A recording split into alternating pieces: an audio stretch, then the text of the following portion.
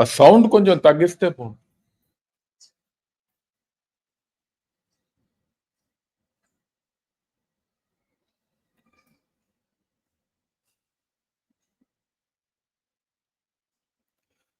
Good morning and welcome to gun shot. Gun shot में आप सबका स्वागत है. And we're gonna talk about Xi Jinping. He's my best friend. He's India's best friend. Let's not have any doubts about it.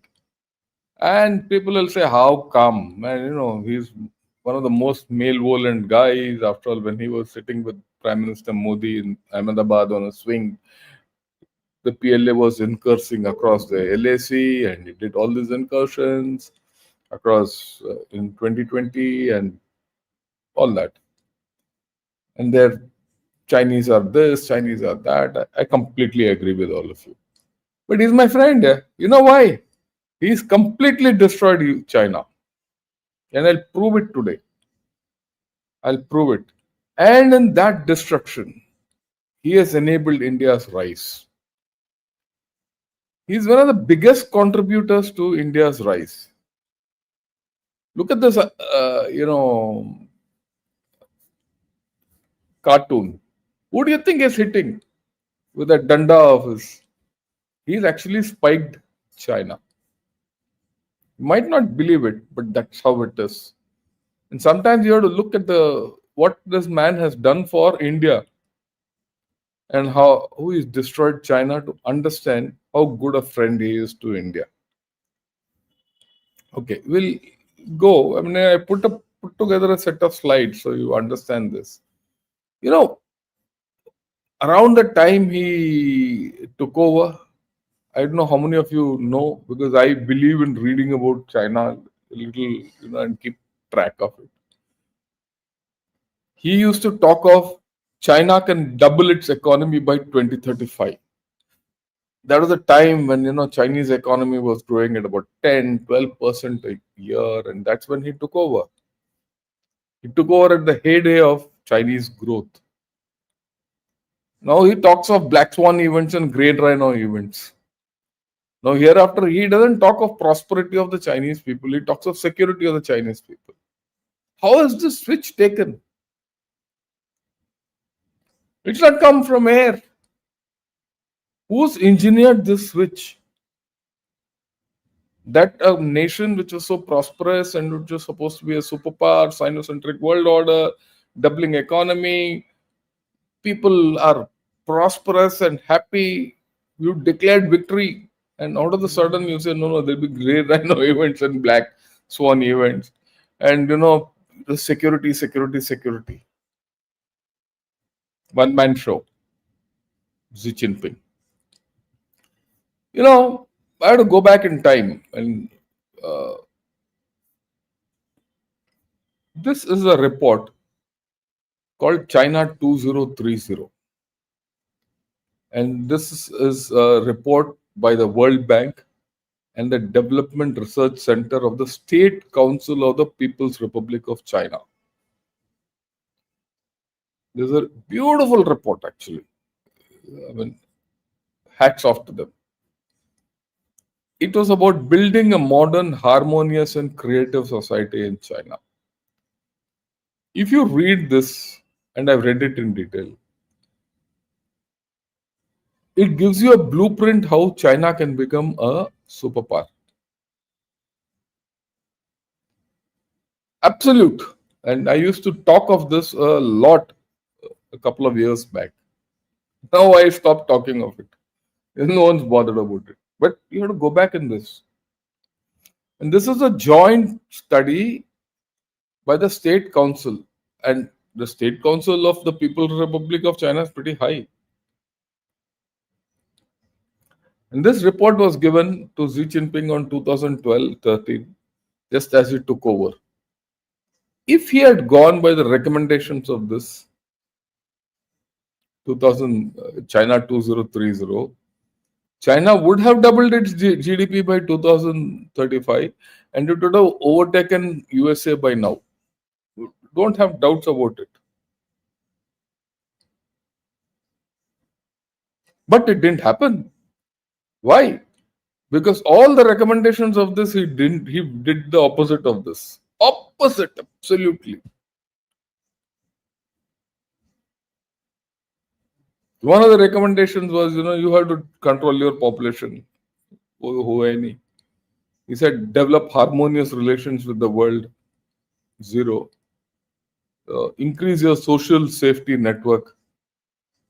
Didn't happen. So if you see a lot of things in this went fut. He didn't pursue them. This, was the GDP when she took over. After that, it's gone down, down, down. This is the COVID spike. This is only till 2023, 24. It is further gone down and it's going down only. Not going to go up.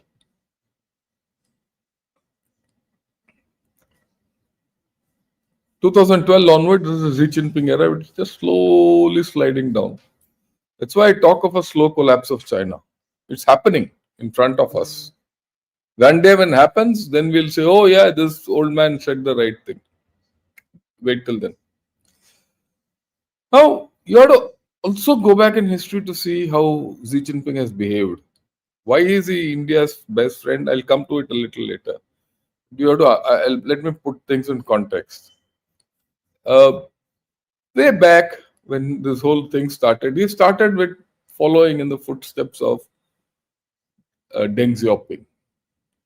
But as he started following in these footsteps, he started talking of anti-corruption, BRI, doubling the economy, all this. Anti-corruption was initially welcomed, and BRI was absolutely a stunner for everyone. But then what happened? He slowly started erasing Deng Xiaoping's legacy and his thinking. Then he came out with his own thought called Z thought. Okay. And then came Made in India. I'm sorry, Made in China. Then the dual circulation. All this great economic thinking. Economics, I call it. At that time, he shook hands with Mao. Mao's philosophy came up and Deng Xiaoping was ejected. He was out unceremoniously.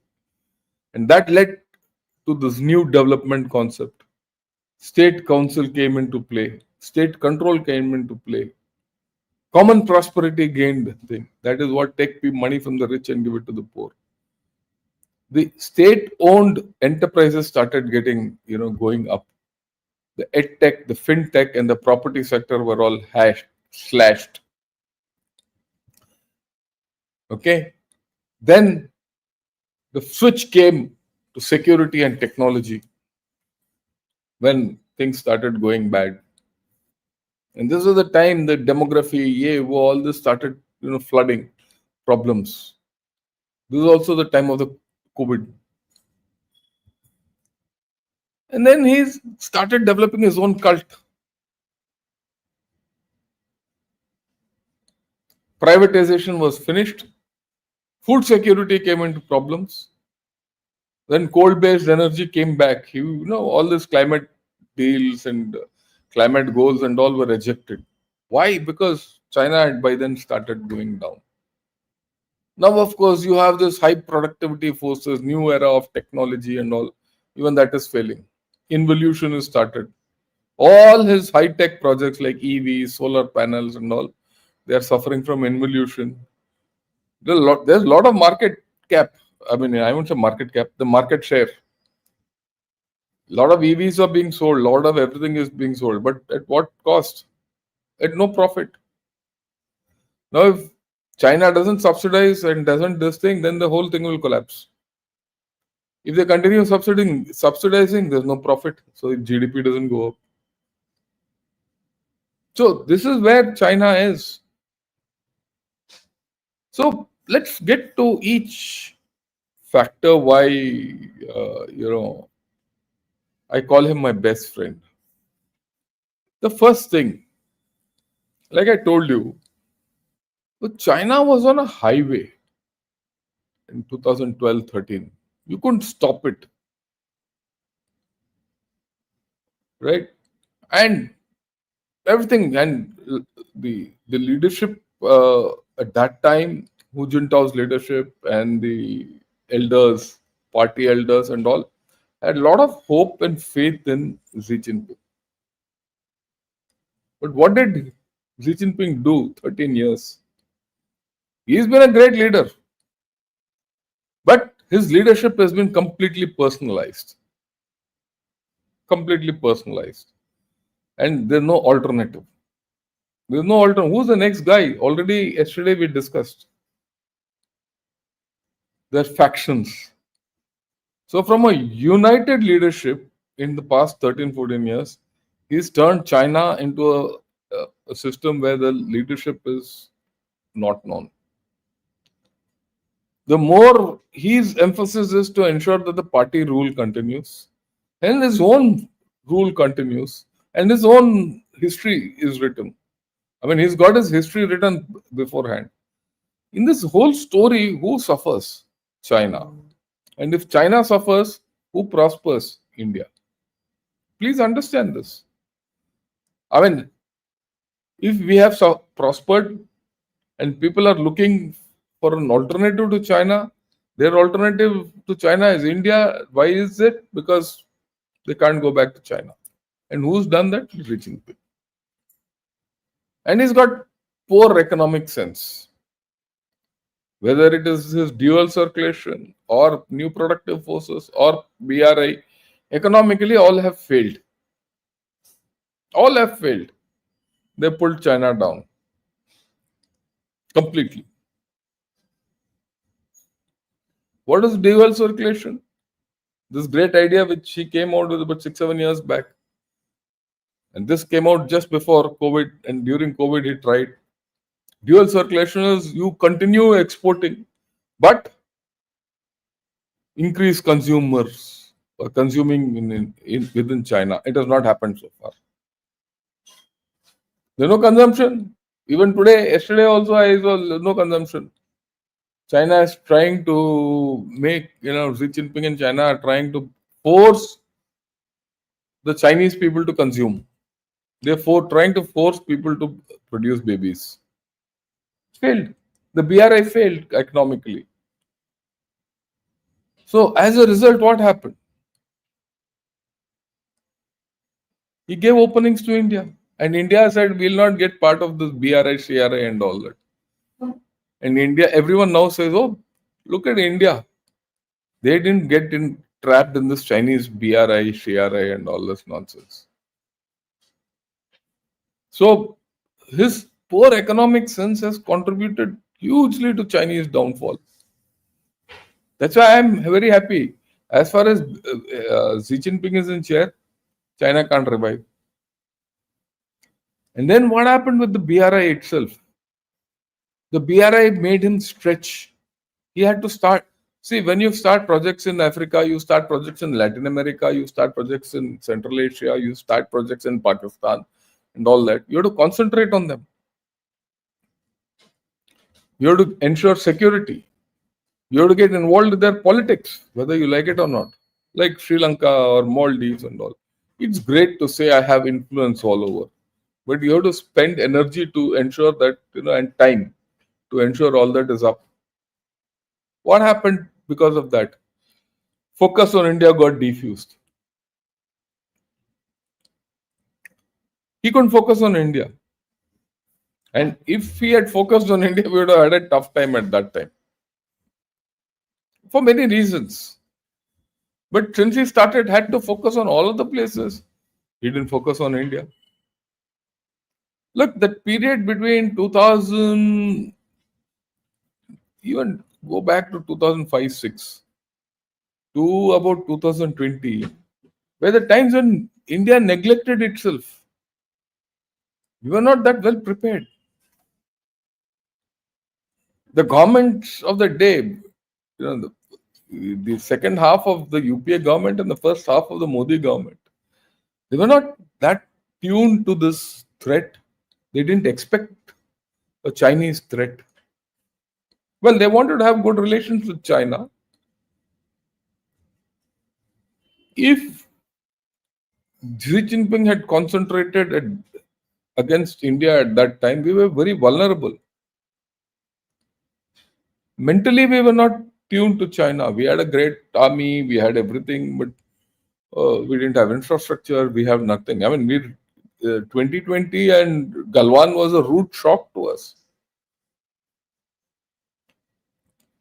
right? So,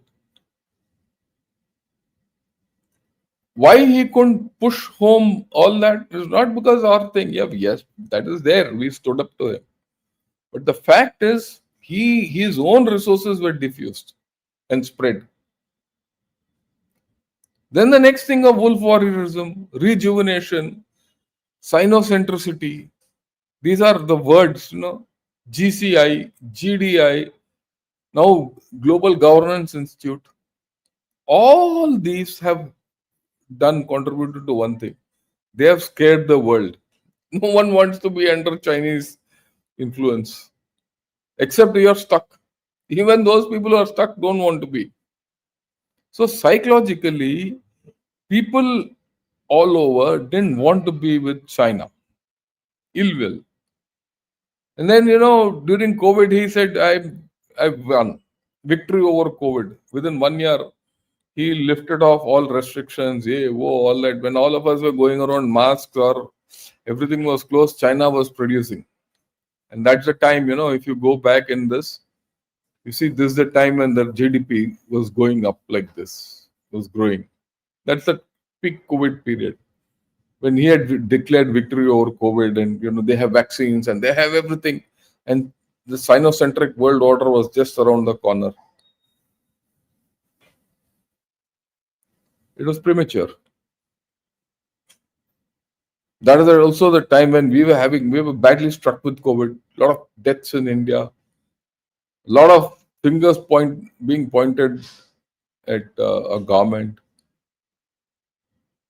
Yeah, things were bad in India. Now, what did all this premature victory, wolf warriorism, all this talk of Sinocentric world order, all this achieve for Xi Jinping? It achieved ill will. People started not liking him. So, till then, the world was with China. That's why this report of 2030 and all that. And actually, people were welcoming China as the next superpower. That was a thought process. They said, India, take it. China is the next. It's going to overtake America. It's good for the world. Even the Americans were happy with it, this thinking. Okay. So, the, the the thinking was this, but he changed that thinking with his actions. Then a major problem is this last point I'm trying to say. The switch from manufacturing to service economy is stopped. See, every economy, and this is something which one has to understand, as it becomes bigger, the manufacturing portion of that economy starts going down, and the service sector of that economy starts going up. That's true of every major economy. Look at what happened to Britain. Look at what happened to USA. At some point of time, they start deindustrializing and start becoming more service oriented. If that had happened to China, China's GDP would have just shot up and it would have been controlling almost everything in the world today. But as per Xi Jinping, he wanted the real economy. His thought of real economy is production, manufacturing. So what has he done? He's ensured that China remains a manufacturing economy and service sector of that economy doesn't go up. If the service sector of the economy didn't go up, the earning and the wages and all stagnated. As a result, consumer went down. His own base of 1.5 billion or 1.4 billion people who would have driven this economy to great heights did the opposite. He never allowed the switch to happen. Now that the switch is not happening, people has and now that people don't want to rely only on China, they're looking at alternates. So I'm glad that they're looking at alternates because they're coming to India. Apple has come, others will also come. It's a matter of time. No, the question is often asked: will India be as industrialized as China? No, no. Let's be very clear. We'll never get there. Will China collapse? It will never not collapse. But will China prosper? That also won't happen. Their manufacturing will be there somewhere at that level, and they're stuck now because they can't consume. They can only manufacture, and that too with all this tariffs and all. And people are also after what happened in COVID. People definitely want to diversify. If they want to diversify, it is there's a profit going somewhere else, and China doesn't get the profit. And people have started understanding for diversification there'll be a cost they're prepared to pay. You forget about what's happening during tariffs and this, which Trump has put in place. That will continue. But the larger issue is that he's not allowed China and its economy to switch from being a manufacturing economy to a service economy. He's not allowed that. Nor is it a consumer economy. If both these don't happen, the Chinese economy and power has an upper limit. And that suits me. That suits India completely. That's why I say he's India's best friend. And the property bubble. You see, it's a different thing that the property and investment were the two main drivers of Chinese economy from 2000 to 2010. The property boom.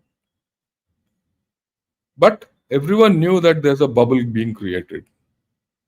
And when he took over, he knew it. But he didn't stop. He let it go on.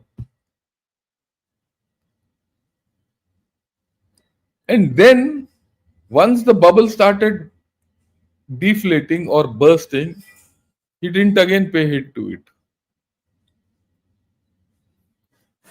He's ensured that the Chinese response to this property bubble has always been behind the curve. Because it has been behind the curve, there was no resolution to the property issues. The property has ultimately collapsed. The main driver of Chinese economy, which is property, they say it was about 30% of the Chinese GDP, has gone down. Since it has gone down, to offset it, he's increased manufacturing and new productive forces like batteries, all that. And those also are now facing headwinds. See, you just think if all these were not there and the property bubble was contained, say, in 2010 itself, or 10, 12, 13, 14, even 15, it started taking action against them. I mean, Xi Jinping started taking action against the property and whatever was to be done on the property sector during COVID. It's only after the COVID that things started, Evergrande and all came up 23, 24, 22, 23. Not before that. But the problem everyone knew was there beforehand. Could he have deflated the bubble? He could have. Am I happy that about it? I'm very happy. Because he's ensured that Chinese economy doesn't grow. Then he's been promoting wasteful infrastructure, whether it's a Tibet Dam or a north-south, another canal he's building. Okay. And a whole lot of other projects. Infrastructure spending has not gone down in China. And these are all wasteful infrastructure. Now, what happens when you do all this wasteful infrastructure? Yeah, people make money. All these infrastructure projects are vehicles for individuals to make money. But when you build a bridge, when you build a railway line, the high speed rails, which occupancy is almost zero, or some 10, 15, 20%. Except one or two lines, everything is at a loss. You made infrastructure which is of no use. So all the money you had is gone into that. Logically, infrastructure, as you unroll infrastructure, it should start paying you back through growth in other sectors of the economy. But very funnily, in China, it has not happened. Initially, it happened, but after that, because the infrastructure is wasted, now they are trying to expand the capacity of Three Gorges Dam. The Three Gorges Dam failed anyway to start with. Now, so that he promoted all Ponzi schemes. Oh, damn good, yeah. As a result, his economy started going down. Oh, just think if he had continued with that growth, if China had continued with 10 to 12% growth, where would India be today? And of course, what he did on 2022, I think 22, he did, where he broke the education tech sector completely,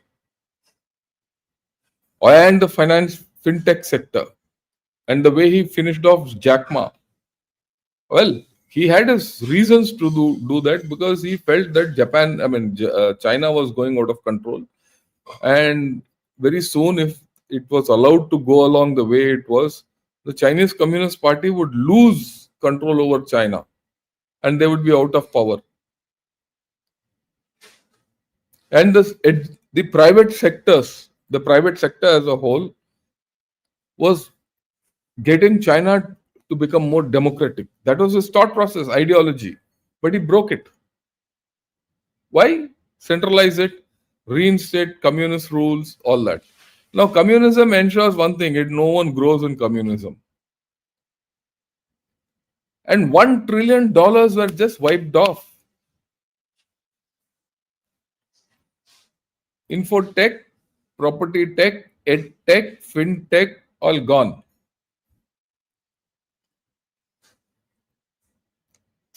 There's no doubt. Then this business of demography. Look, I keep saying, unless you have people, there's no economy. Robots don't change, economy. You can't substitute people with automated robots and unmanned systems. The problem of demography was known as far as 2005-6. People started saying, look, this two-child policy will result in a problem. This one-child policy will result in a major problem. The communists kept saying, no, no. In fact, as late as 2008-9, I think there was a paper which said, look, even with this one-child policy and all, your total fertility rate will max out at about 2. But there were voices already coming saying this is a problem. And way back in 2014, they know, or somewhere around that time, I don't remember the date, they put in this two-child policy. And he never implemented it. Xi Jinping never implemented it. It ignored till now. When the population has started decreasing, I'm damn happy he did it. Do you blame him? Yeah, who will blame him? I do. I'm not. I'm interested in what am I interested as an Indian. Their population collapse has started. It's only going to magnify. On that, let's not have doubts. I said 2030, we'll discuss this business in 2030. And you'll see in 5 years, the whole complexion will change. It's already changed quite a bit in the past just 2-3 years. Ever since the first year when the population collapsed, or rather, decrease in population manifested year before last, 23. And this, if you see in this China 2030, Oh, they've explained it beautifully that the demographic headwinds are coming. When was this report made? It was in 2010, 11, 12. Read that document. It's available on the net. Open.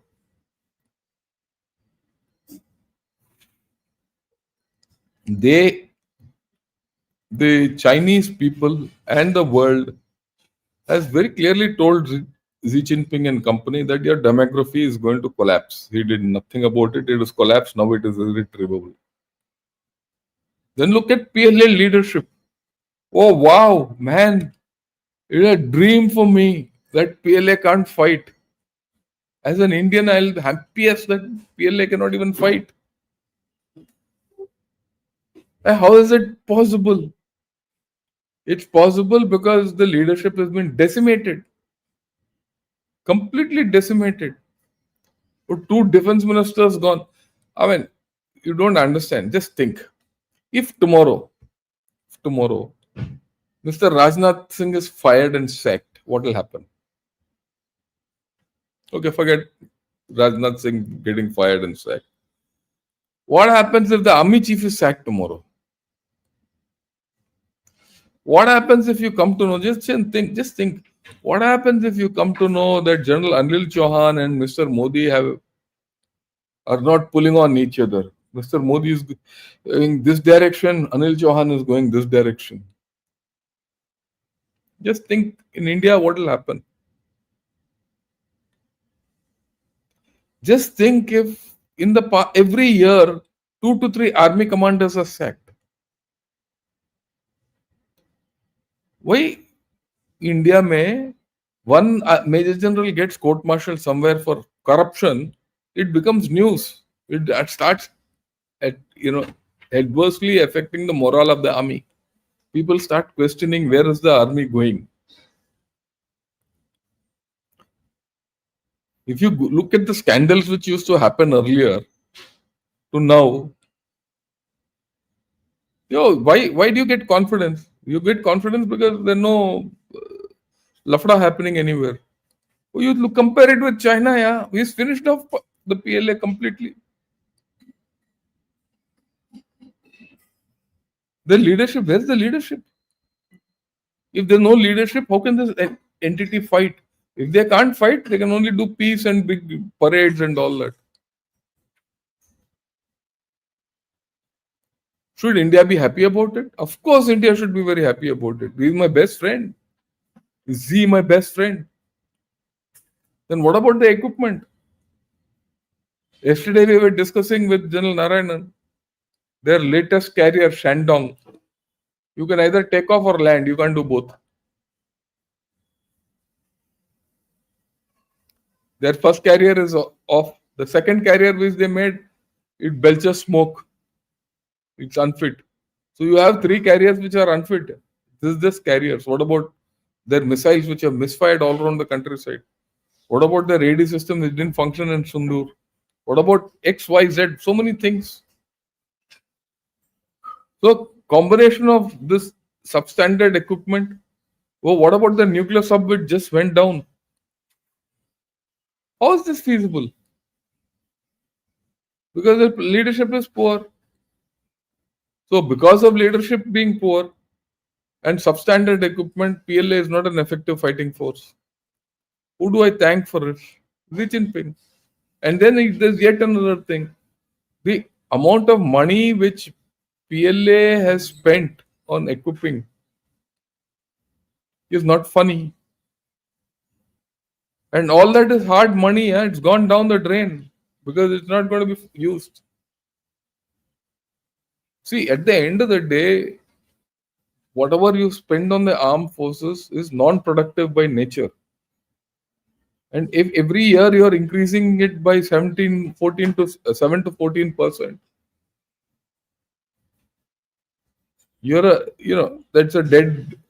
it's a dead end. You're wasting money. You're wasting money which could have gone elsewhere. For that is why they don't have a safety net. They don't have social security. If they don't have social security, they don't have a safety net, no nothing. The people are going down. The balance between defense expenditure and social expenditure and developmental expenditure, he, he finished off. More on security. The more you spend on security, it is more non-performing. So if it is more non-performing, what is getting affected? Your larger overall growth. So if your larger overall growth of China is getting affected, who's benefiting? Self.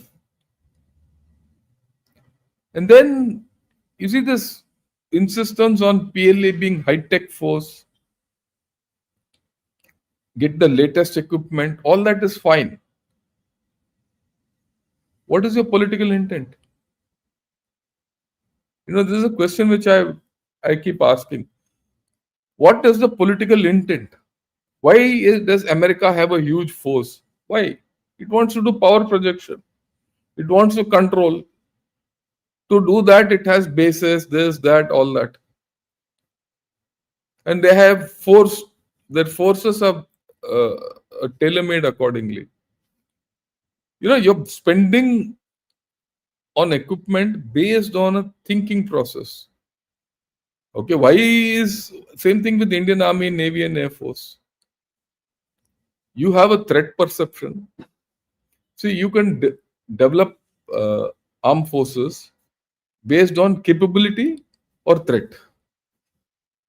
You can have a capability based uh, force or a threat based force. We are somewhere threat based force. Our force is force structured based on the threat we face. Now I see certain things for capability we are putting up, like you know your aircraft and aircraft carriers, and you know, out of contingency, out of area contingencies. That gives you a little amount of capability based force projection. That you have capability to project yourself. Does China have that capability? It's got three carriers which can't go anywhere. It has got all these J-20, 30, 40, 50, all these aircraft are coming without the ability to fight. Where are they going to fight? Are they getting BRI through, and with this the army goes and it is deployed all over? BRI has gone to so many countries. Has the PLA gone to so many countries? So what is the intent of all this development? Because if you don't have an aim, an intent, and a thought process to develop all this, that development is waste. You have to understand this is a very fine point. And that is what Xi Jinping has done. Why? Because whatever he has taught, the PLA has done. He is not allowed dissent to grow. He is not allowed debate to grow within the PLA. If a particular guy has not worked the way he wants, he's been sacked. He's either sacked for corruption or for loyalty, one of the two. And this is a fact. This has happened. And he's my best friend. He's my best friend. You know, all of us think Chinese Communist Party, they do everything right, they do everything fast. Hey, whoa. Hey, you do everything fast without a thought process, it's a waste. How do you explain a nuclear submarine which is just sunk in the harbor? I cannot think of it, and it's so far not recovered. No one has brought it out.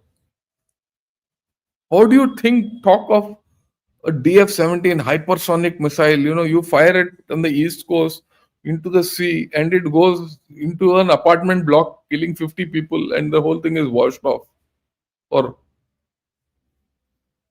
I mean, how do you think of a military parade, which so far you said will be commanded by generals? Suddenly, no general is visible except one chap who's invisible. I mean, who's incompetent. No, no, no, no, no talk of it. Okay, if someone comes out and says, "Look, this was done because we don't want generals on the parade. We want only colonels." Yeah, but that's not happened.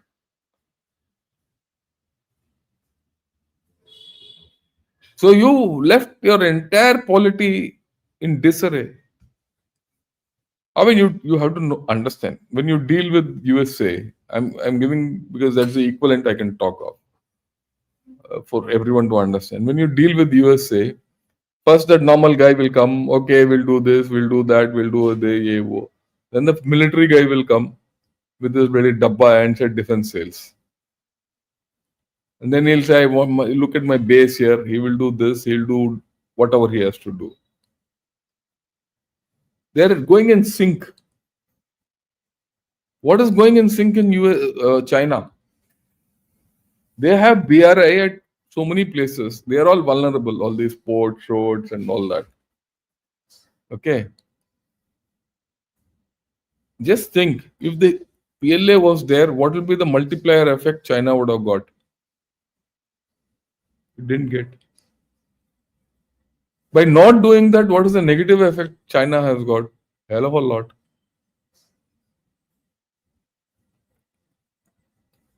Hell of a lot. And who suffered? China. If China has suffered, am I not happy? The Chinese capability has gone down. Am I not happy? Who's responsible for all this? Xi Jinping. If he's responsible, I'm so happy. And you have to look at it from a different point of view. Then the biggest mistake Xi Jinping did was by attacking India. We talk of China, we talk of this, we talk of all this. History will record, and it has already started recording, that Mao's biggest mistake was to attack China and to attack India in 1962. He took on a country which he couldn't, sort out. What has he done? If he had been nice to India, he said, "Okay, just give me that. Let that road go through. The rest you keep." By now, we would have given him Tibet on a plate. We would have given him Xinjiang. Bhai, le jao. Be happy with it. And we'll be friends. Now, just think of a world where India and China are friends.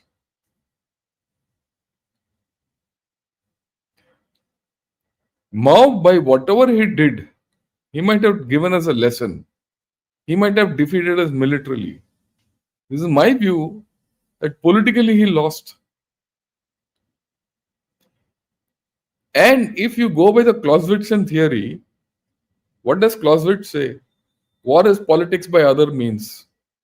In fact, Mao himself said, war is politics with bloodshed, and politics is war without bloodshed. This is what, there's a flip. But what did he do with us in India and 62? Invaded us. And then he came wherever he came and went back, gave up. So you didn't get your political goal. You felt you taught India a lesson, but actually what you did was you gained an enemy for life. After that, no one trusts China. If from India, we all have had a jaundiced view of India. Fine, that happened in 62. Over a period of time, we started forgetting. My generation remembered because we were all young boys hearing about, in All India radio, where China came, Bombdilla gone, ye, wo, all that. Nefa. It used to be called Nefa those days. Walong. We used to feel bad.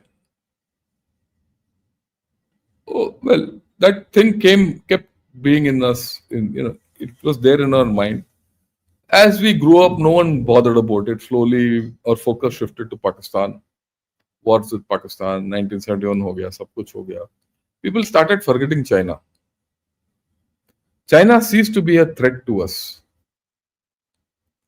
Then we had a breakthrough with them. We said China will become friends. Fine. But they undercut us. And they continued to undercut us. They continued to undercut us from 91, 92 till when, from the time Mr. Rajiv Gandhi went and met Deng Xiaoping till 2020, they continued to undercut us. And yet we were friends. and we were happy about it, and we were weak. We were getting weaker, weaker, weaker, and we said, "फिर भी China, फिर भी it वो है ना, फिर भी दिल है हिंदुस्तानी, फिर भी चाइना हिंदुस्तानी है." Or business people used to go and get everything from China. And then Xi Jinping made this great mistake by attacking at Galwan. Suddenly, overnight, people started telling, "Sir, will you tell about what's happening?"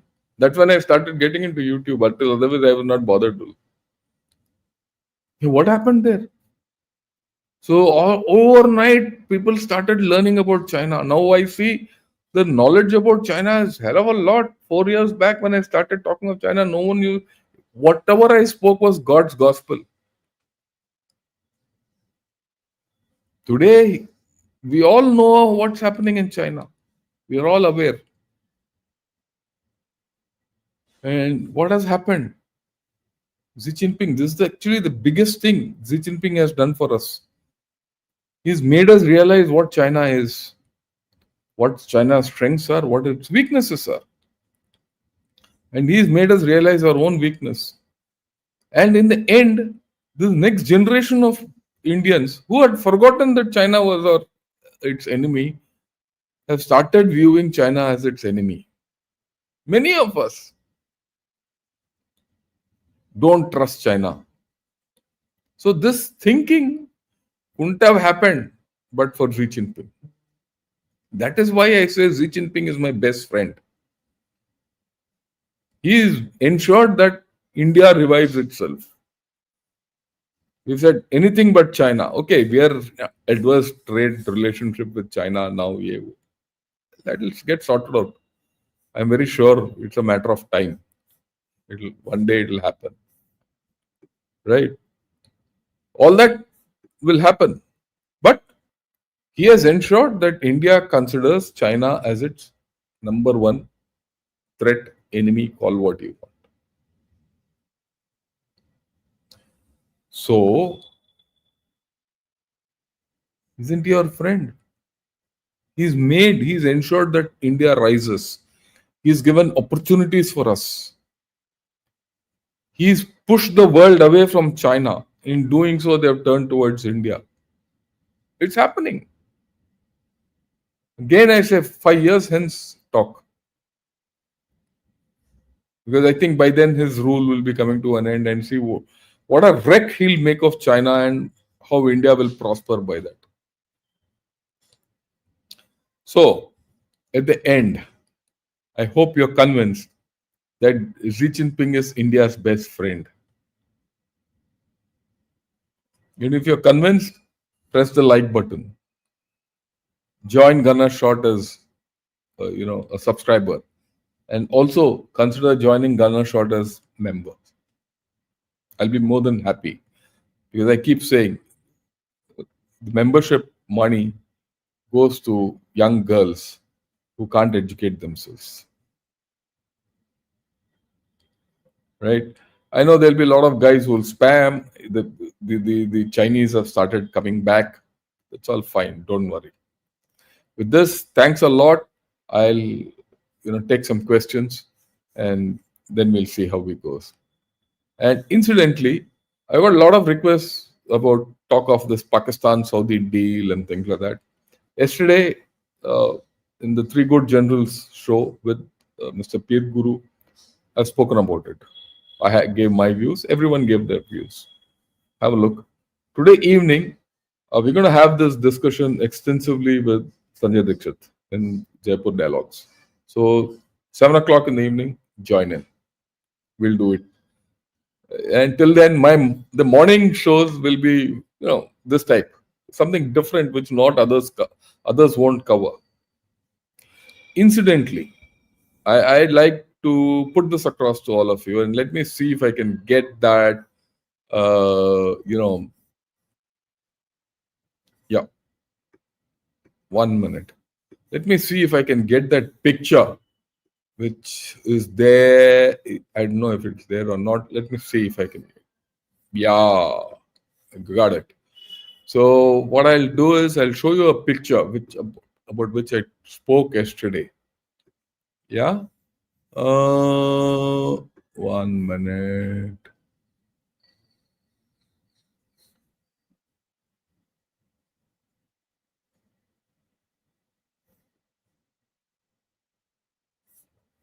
I'm not able to get it. So well, just a minute.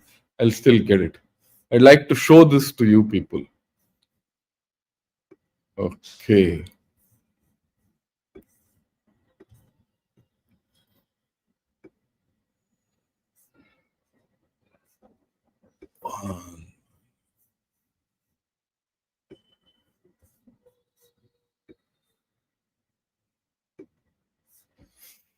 Yeah, here it comes. Give me half a second more. Okay. Let me share screen. There it comes. Look at this. Yesterday morning I spoke about Bangladesh, US troops in Bangladesh. Not yesterday. I think day before yesterday I spoke about US troops in Bangladesh. Why they're there. About rare earths and Myanmar and all. Look at this article. Look at this article fully. Have a look. Why plans by India and US to tap Myanmar's rare earths are fraught with risks. I was ahead of the curve. This came yesterday morning in uh, South China Morning Post. Okay. So when you come to Gunner Shot, please understand you're going to get something ahead. You're going to get, I'm going to talk always. I believe in talking ahead of the curve. Now, this whole story is coming out. Why are they in Bangladesh? Why are they in all this? How we have to handle. It's not as if we don't have leverages. We have huge leverages. And, very interesting. Uh, this fellow talks in this of the Lido Road over Pangsao Pass. And what is that? I mean, those of you who don't know, this is called the hump. All this, the Americans built a road from Lido to Michina and to Kunming over a place called Pangsao Pass. It's called Hell's Pass. Up to Pangsao's Pass from Lido, the road is there. Ahead, it's in disrepair.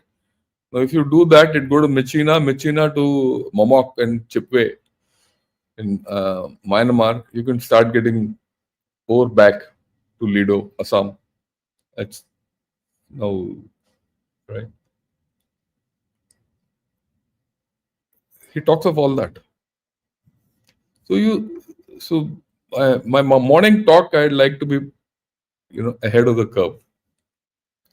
When things start happening, you'll hear. So that's why I say keep, come back to Ghana shot at every thing.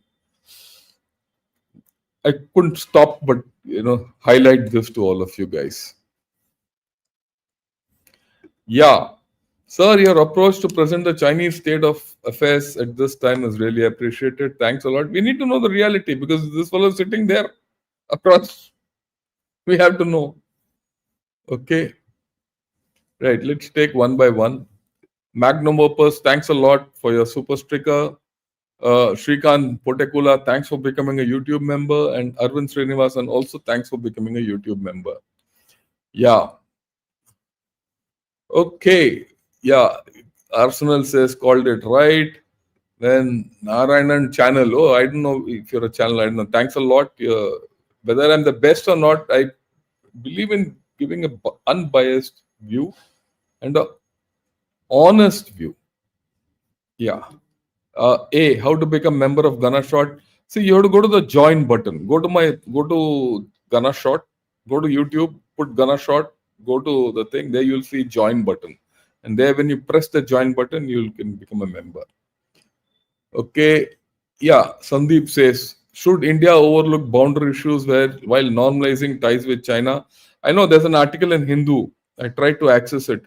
I couldn't get it because it's behind a paywall. And how much can I pay? Right? If any one of you have it, do mail it to me, right? But I don't think so. I don't think that's the way forward. Okay. Soon, what will happen is, if soon at some point of time the Chinese will start coming to us to normalize the border.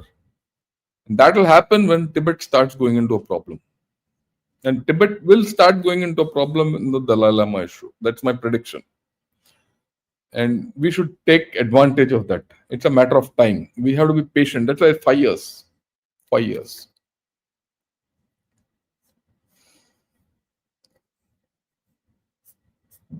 Okay, let me go from the top and see.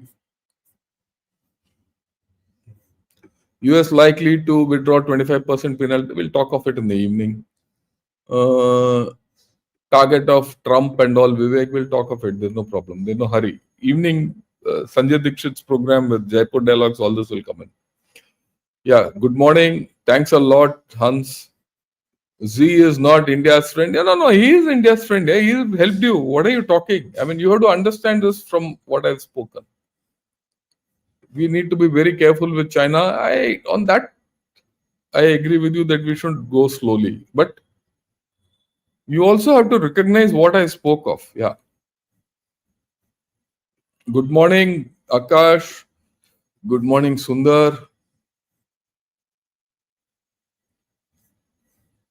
Okay, Vasu, good morning. How can government, private, public sector fix the shortage of highly skilled labor and vocational training? You need to just have more vocational training. As simple as that. That's very simple. Unless you have highly qualified vocational people who can do things, you're not going anywhere. And there's a thing which we debate in IIT also. Not everyone can join IIT and become a rocket force engineer. Even a guy who becomes a rocket force engineer, he needs someone at the bottom to build that rocket. It needs engineering skills, it needs grinding skills, it needs welding skills. And out of that technology, the production technology and the engineering technology is huge. We need that. That unfortunately we lack, and the government can do a hell of a lot in this. Thanks for getting this up. Yeah, Prakriti, thanks a lot for right the Gunners short members. You would have given it to 5 people. Who are the 5 people who got it? Please continue with it. Yeah, that's what my request is.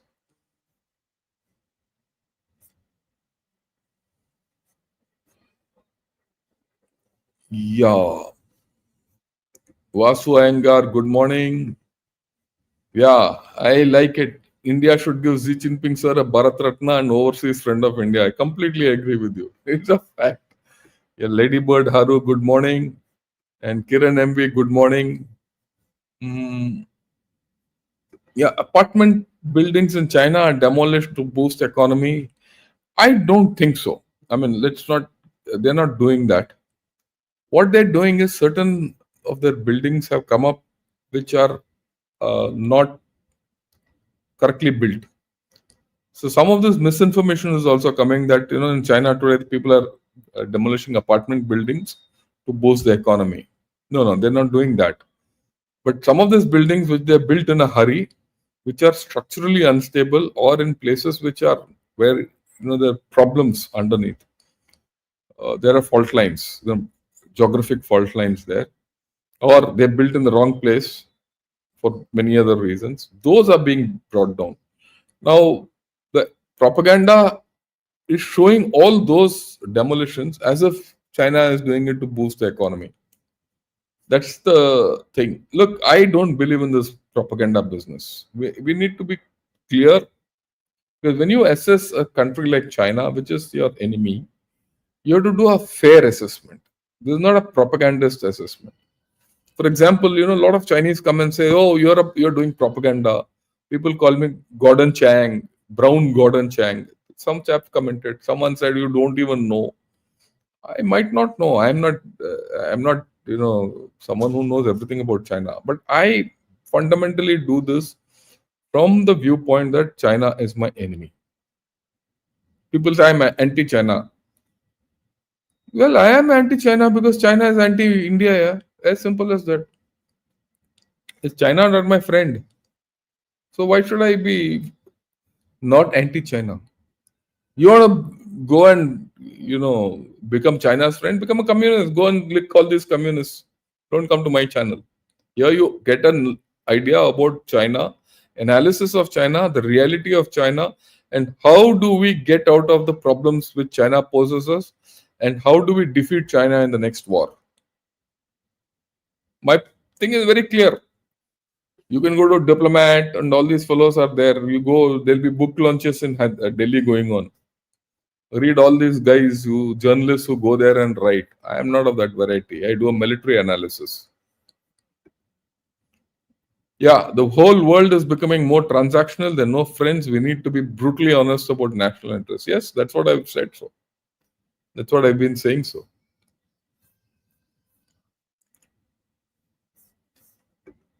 yeah, for India, Imran Khan, Xi Jinping, and Trump's actions have accelerated various sectors.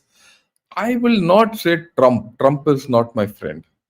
He is our enemy. Let's be very clear at one level. Though you don't know what he's up to. But Imran Khan was our good friend and followed by Trump. Both these people are damn good. I won't call Trump my friend. I won't call this fellow, this Pakistani guy, as my friend. That general or Field Marshal Jo ban gaya. He's not our friend. Yeah, Xi Jinping is a regular NPD trying to project himself as Mao. Yeah, I agree with you. Um, yeah, Imran Khan is also the best friend of Bharat. I agree. Uh,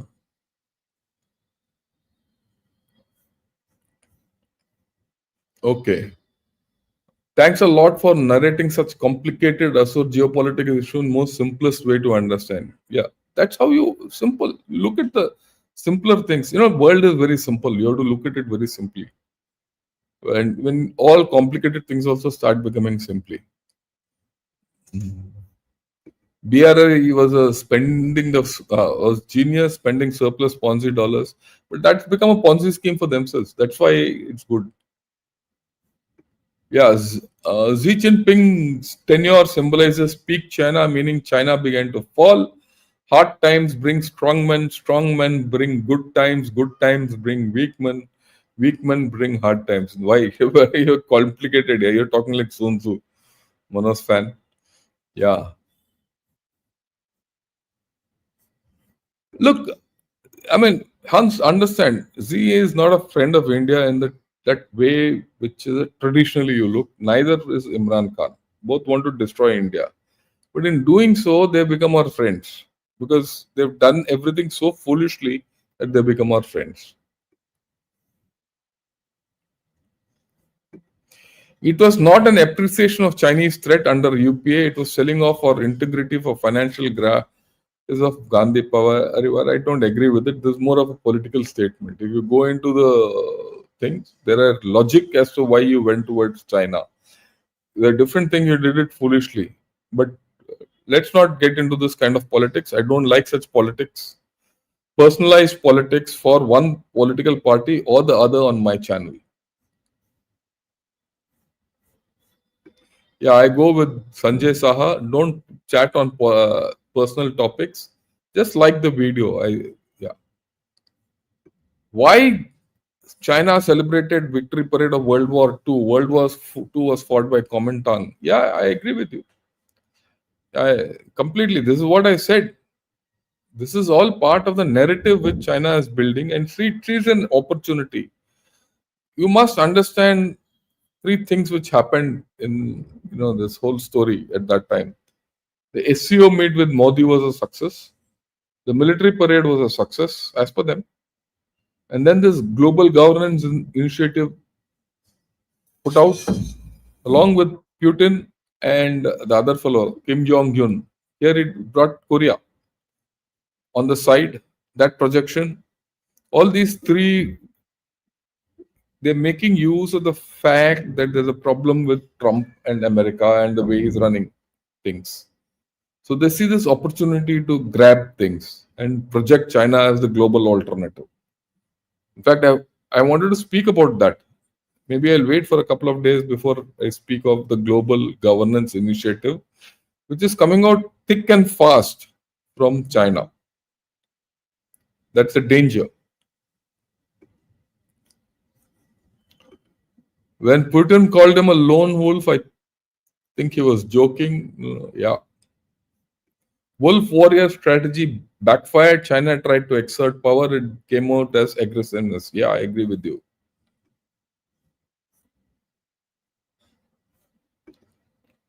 If China needs to come to the manifold, does it need to bring the firewall down? Yes, it has to. There's no doubt about it.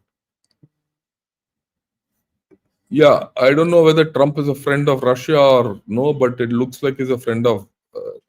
Whether Trump is a friend of India or not, it is a friend of Russia. Maybe one has to see. Yeah, China has peaked. They have lost steam. Now starts their long way downhill. Yes.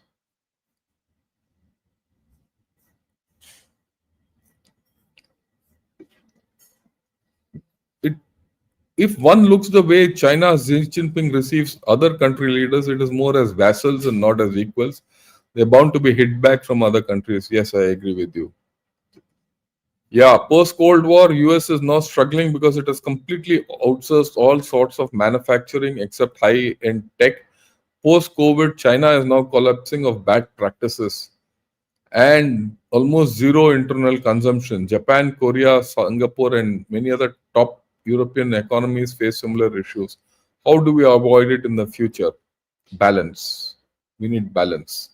We need a lot of balance in the way we do things. Shouldn't go overboard on anything. China's string of pearls versus America's hunting knife both can kill. I keep saying this. It's a Sino-US double play, and US is China's most faithful sidekick. Well, that's a new thing.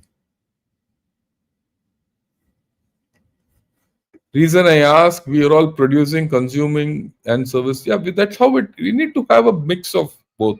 All you need to have balance. You shouldn't lose your balance. In China, the balance is more towards production, less towards consumption. Mo- Oh, they went overboard every time. If you see, actually, if you go into the history of China, you'll see at every point of time their collapse has taken place of going overboard. Yeah,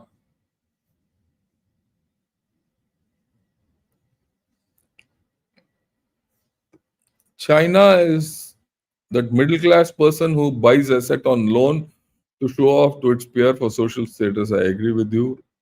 Yeah, continuing my earlier question, sir, US outsourced manufacturing because of rising internal costs. Using dollar as a fulcrum, will our manufacturing costs similarly rise? Rupee cannot be a global currency. Rupee can't be a global currency. We don't have that strength. I don't think so. We shouldn't live in dreams. Okay. Oh, the scope for manufacturing to go out of India is very far away because of the fact that you have to consume, right? You have to consume. You're a consumption economy. And the headroom for manufacturing is very huge for us.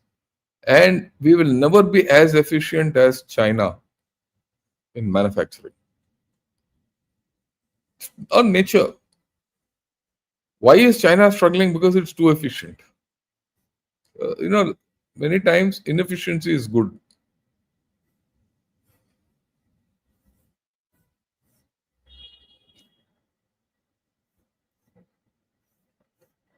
Okay, let me take new one. One of my friends predicted this Chinese economy collapse in 2015. Maybe, sir, don't you think the idea that China is collaborating with Islamic countries and someday, along with the Islamic countries, China may attack India as it is written in? No, yaar, ये सब nothing like this. Galt J Senior, China needs to clarify its Taiwan policy right now. That they are very clear.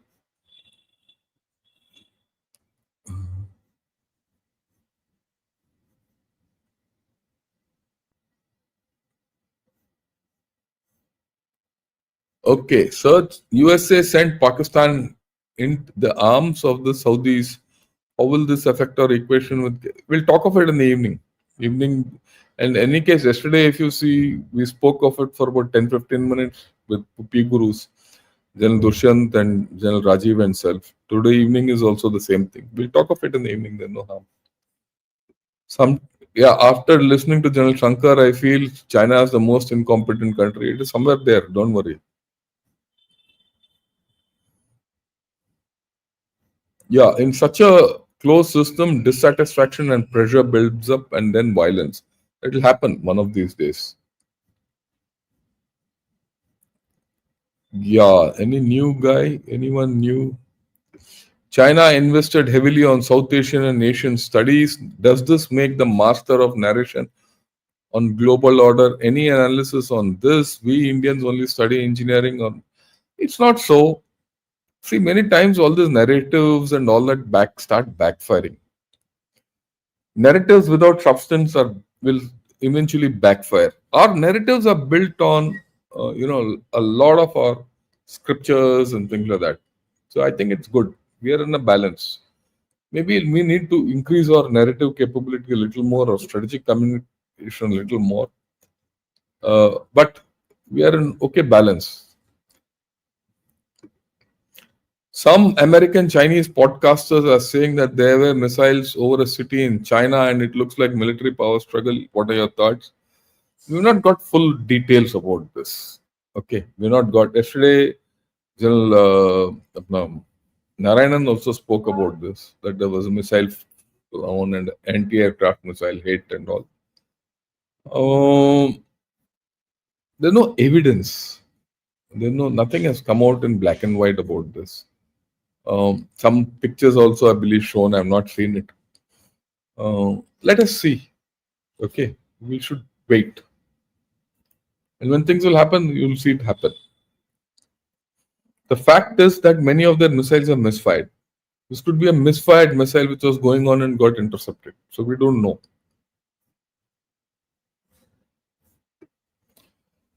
Vyasa Bharata registers Chinese fought from Adharmi Kaurava camp against Sri Krishna's Pandavas. They are our civilizational cousins fighting. Okay, you got a new spin. So I think you're the best Chinese expert in India. I don't think so. I mean, let me be very honest. I give you one side of the story. Uh, Mostly my thinking is from the military angle. I mean, I should know what my limitations are. And of course, I suffer from the limitation that I have not been to China the normal route. I've gone the other route. It's not a right. So I've seen China across the fence, and I've dealt with Chinese from there. I have that deficiency. Um, but I don't think I can ever go to China because they'll not let me enter China. That's how it is. So, but my study of and understanding of China gives me a very clear insight as to how to deal with them.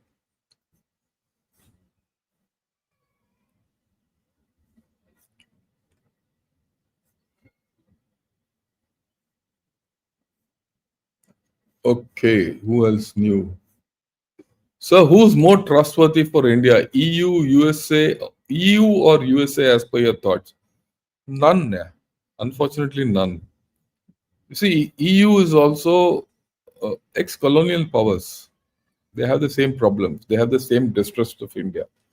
They have the same attitude towards India as USA. Uh, but at this point of time, it's very hard to choose between the two.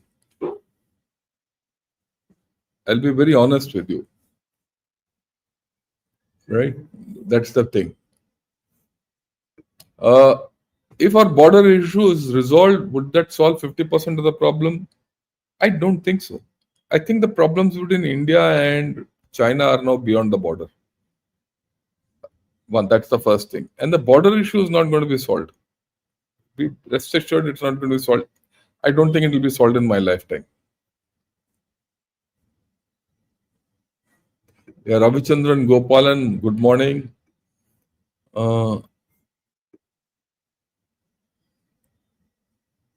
ज्ञान का अपार भंडार, YouTube का यही मजा, कोई भी ज्ञान बांटने वालों श्रोता मिल जाता है. Yeah I agree with you. Yeah good morning sir, I felt it's true, you have been ahead of the curve. I admire it. Thanks a lot. Thanks a lot. And Bharat needs to act in China to ensure the instability there. Like unstable US is good for world. Unstable China is also. I agree with you. I agree with you. Dinesh Taralwar, thanks a lot for agreeing with me. Sajid Kumar, what if China succeeding in uniting all Sunni nations? Yeah, forget it. All that will not happen. Yeah, was India was not directly involved in humiliating China during last century, which they teach in schools, but opium was grown in India. Do you think this is an impact on how they view India? There's a different story. Look, China's opinion of India is largely colored through the by the communists, who have always felt them to be superior because they have a superior ideology. If you see all their writings, they say they have resolved everything. They have resolved caste differences, all that. They look down upon us. They look down upon religions. They look down upon caste. They look down about many things about us. So the equations are different. Okay.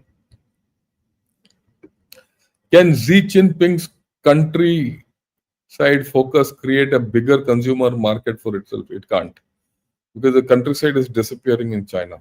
They don't have population there. CCP party flag flew ahead of Chinese flag in military parade, party before country. That's the problem with them, and that's going to be their undoing. I thought you would describe China's military parade as a sweating efforts to revive their defense market and to ensure the sweet memories of Op Sindur from there. Yeah, I did that. I did that in. I did an episode on the military parade itself. Have a look at that. I've spoken of all this. Inefficiency is good. I'm being very honest about it. Most of us suffer from the fact that you cannot accept inefficiency. At times, suboptimal, inefficient results are better than highly optimal results. You leave headroom for hope. You leave headroom for correction. You build tolerance. You build the uh, respect for others' views. A lot of things in inefficiency. Being super efficient always is not good.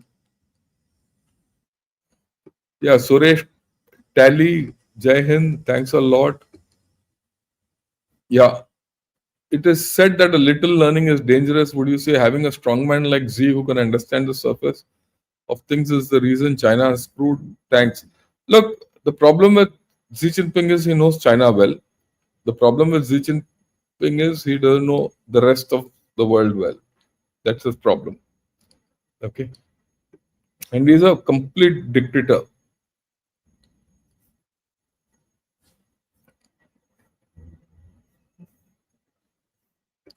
With its economy tanking, can China continue with checking, and is China warming on Burma, born out of Balochistan? No, no, no. All that. China will continue to slide. China, have you noticed, is got a big military but is not prepared to use it at all. Why? There's a logic behind it. Because one is they know that their military might not survive.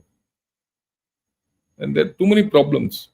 You don't go to war with a military which is fractured. That's what I said. He's my best friend. He's finished off the leadership and his equipment is doubtful. Period.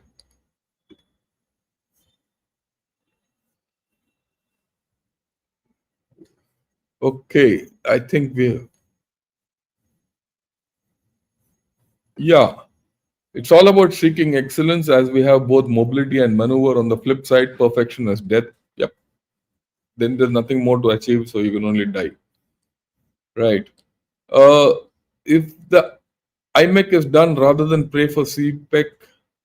Would China prefer to just pay charges to our transport goods? Well, this is all hypothetical. Let's not talk about it. Okay, fine. We're done for the day.